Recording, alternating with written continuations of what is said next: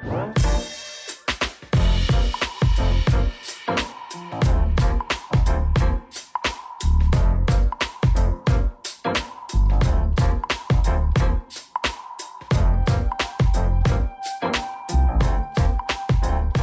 right, next up, we have Carela, Beverages and Teas. Daniel Casanas, come on up.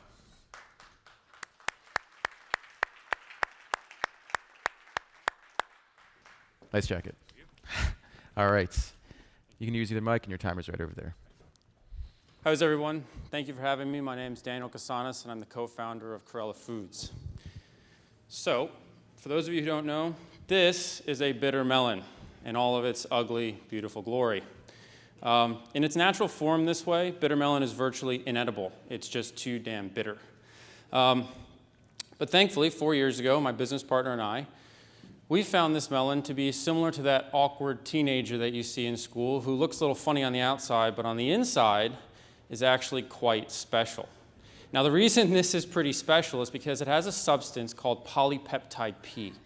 Now, polypeptide P is similar in chemical structure to insulin.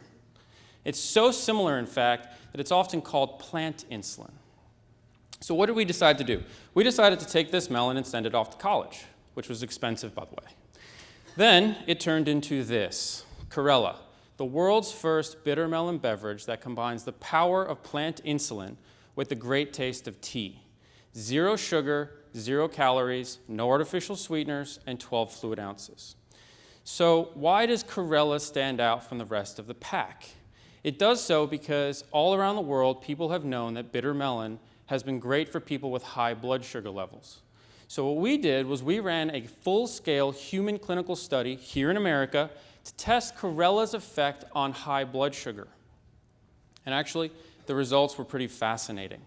So the group of pre-diabetics and people with high blood sugar in our study who drank Carela with a meal usually experienced that high level of blood sugar spike that everyone experiences after the meal. Well, theirs was 13% lower on average. Right now in the US, 1 out of every 4 people is struggling with sugar. They want to know about this. This is important to them. We've had the great opportunity to work with the American Diabetes Association. We've just launched in Florida, and thank you, we're growing. Thank you very much. Nicely done. Great presentation. Daniel talked quite a bit about bitter melon. Was it really, is there enough information about the product, the ingredient on the packaging? Rachel? No. I thought it actually was a really nice tasting product. I am a diabetic, and I was actually really interested in what this product was going to be doing, and it was hard for me to learn about that. I'm not an expert on bitter melon and on this, its function, and I really wanted to know more.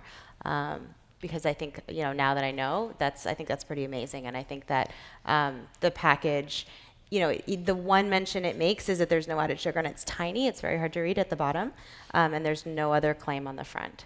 Yep. So I would recommend looking at that. Jeremy, I saw you nodding your head. What do you think? Yeah, I'd agree with that. I mean, I think for me the taste is a bit of a struggle at this point in time. But with the clinical study, this could really take off, and there's great potential. So there's potential lots of reward, certainly a certain amount of risk. I think the packaging does need work. It doesn't come across as something with such strong functional benefits. It just seems like another tea. Yes. Yes. Yeah. Richard, you've distributed a lot of early stage, trending, bleeding edge kind of products. What do you think of the opportunity for Carela? I think the category developer for bitter melon, I never heard of it. I think demoing is going to be a big part of this. I think when you launch a brand, having at least another 2 to 3 product offerings.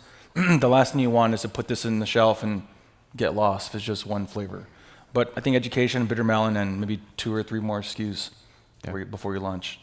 Great. John, you get the last word. Yeah, I mean, I think, what he was saying up there was pretty powerful. I would just kind of question if, a 12-ounce beverage is the best format to kind of, convey that and get that benefit as a consumer.